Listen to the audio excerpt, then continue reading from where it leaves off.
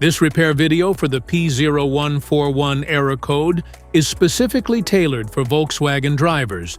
If your Volkswagen is showing up P0141 code, this is for you.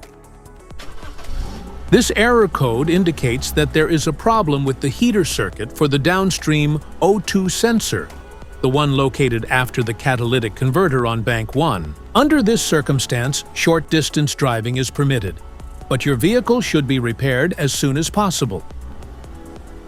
So, what causes this imbalance? Here are the most common culprits. This error could be caused by these possible faults in your car. Faulty oxygen sensor, damaged wiring or connectors, blown fuse, faulty ECM. Here is a simple DIY method you can try to solve this problem. Oxygen sensor replacement.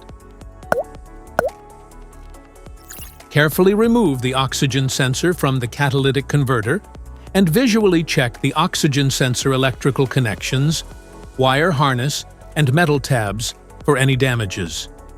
If damages are found, then replace the oxygen sensor.